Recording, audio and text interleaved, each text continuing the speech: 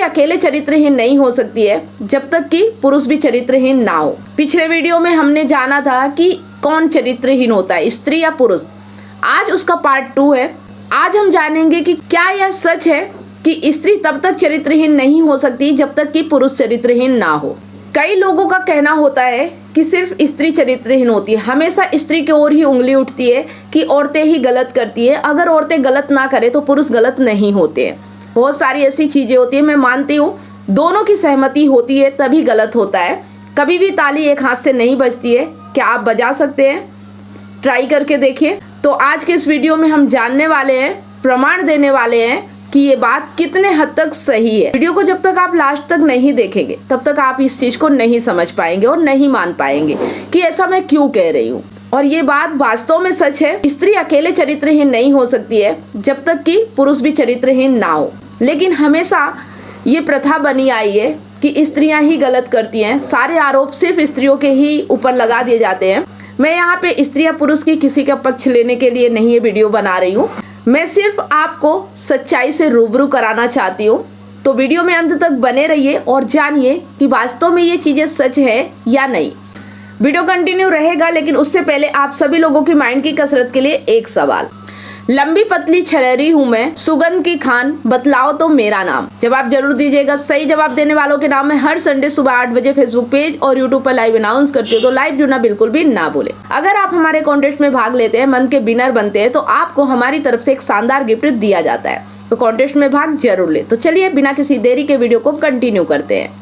भगवान बुद्ध ने जब संन्यास ले लिया था, वह कहीं गांवों में भ्रमण कर रहे थे। उसी समय एक गांव में उन्हें एक स्त्री मिलती है और वह बोलती है कि आप बहुत सुंदर राजकुमार लग रहे हैं, आपने गेरुआ वस्त्र धारण क्यों कर लिया? इस जवाब पर भगवान बुद्ध ने उसे बताया कि इंसान जवान होता है तो सुंदर दिखता है, फिर बूढ़ा हो जाता है, अंत में बीमार होकर मर जाता है। इस बात की खोज करने के लिए मैंने यह वस्त्र धारण किया है।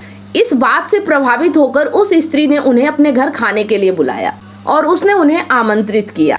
बुद्ध ने आमंत्रण स्वीकार कर लिया और जब उस स्त्री के घर जाने लगे और जब गांव वालों को यह बात पता चली तो गांव वालों ने कहना शुरू कर दिया कि उस स्त्री के घर जाना सही नहीं है। सभी लोग कहने लगे वह स्त्री चरित्रहीन है। जब गांव के सभी आदमी औरत इकट्ठा हो गए तब भगवान बुद्ध ने मुखिया से पूछा, तो मुखिया ने भी वही जवाब दिया।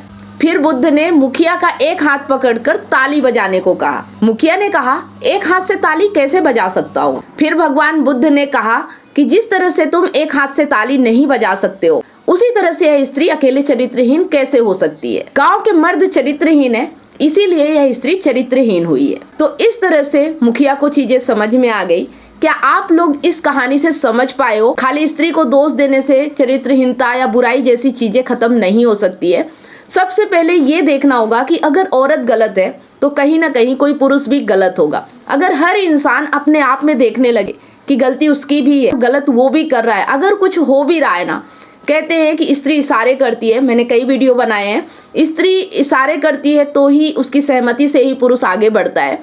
लेकिन जब भी सहमति होती है, आगे बढ़ने का निर्णय तो आपका ही होता है, चुनाव आपका होता है, आप उसे रोक सकते हो। अगर आप रुक जाओगे, आप चाहते हो कि गलत ना हो, चरित्रहीनता ना आगे बढ़े, तो अगर आप अपने आप को कंट्रोल कर लोगे तो ऐसे ऐसे करके चीजें अपने आप समाप्त होती जाएंगी। हर कोई अगर सिर्फ अपने आप पे कंट्रोल करे, ऑटोमेटिक गुनाह खत्म हो जाता है। लेकिन हम क्या करते हैं कि हम सिर्फ उंगली उठाना जानते हैं कि सामने वाला गलत है, सामने वाला गलत कर रहा है, इसलिए ऐसा हो रहा है।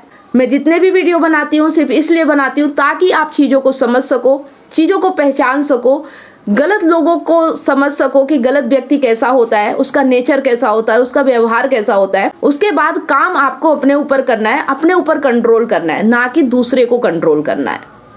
अगर हर व्यक्ति ऐसा काम करने लगे तो अपने आप गुनाह कम हो जाते हैं, अपने आप चीज़ें कम हो जाती है। शिकायत नहीं करना चाहिए, समाधान ढूंढना चाहिए। क्या आप इस बात से एग्री है? कमेंट करके नीचे जरूर बताएं। वीडियो अच्छा लगा तो लाइक करें और ज्यादा से ज्यादा इसे अपने दोस्तों के साथ शेयर करें। अगर आप इमोशनल इंटेलिजेंट बनना चाहते हैं, रिश्तों को अच्छे तरीके से समझना चाहते हैं, एक्स्ट्रा मैरिटल अफेयर के बारे में जानना चाहते हो और उसका समाधान भी चाहते हैं, तो आप इन ई बुक्स को परचेस जरूर करें। ई बुक्स को परचेस करने के लिए दिए गए नंबर पे कांटेक्ट करें। अगर आप काउंसलिंग चाहते हैं, 1-to-1 कॉल पे बात करना चाहते हैं, समस्या का समाधान चाहते हैं, तो भी आप इसी दिए गए नंबर पे कांटेक्ट करके अपना अपॉइंटमेंट बुक करा सकते हैं।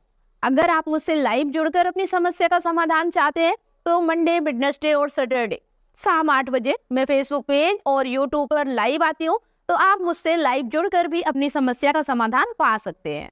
यहाँ स्क्रीन पर फेसबुक आईडी और यूट्यूब चैनल शो हो रहा है, आप उसे फॉलो और सब्सक्राइब जरूर कर ले। लास्ट में अगर वीडियो पसंद आया तो उसे दिल से लाइक करें, कमेंट और शेयर ज्यादा से ज्यादा करें, क्योंकि आपका एक शेयर किसी की लाइफ में बहुत बड़ा परिवर्तन ला सकता है। साथ में बेल आइकन प्रेस करना बिल्कुल भी ना भूले, ताकि जो भी वीडियो मैं पोस्ट करूं उसका नोटिफिकेशन आपको सबसे पहले मिले और आपसे कोई भी वीडियो मिस ना हो। इसके साथ ही अगर मेरे वीडियो आपको बहुत ही अच्छे लगते हैं तो फेसबुक पर स्टार देके और यूट्यूब पर सुपर थैंक्स देकर हमें सपोर्ट जरूर करें। धन्यवाद।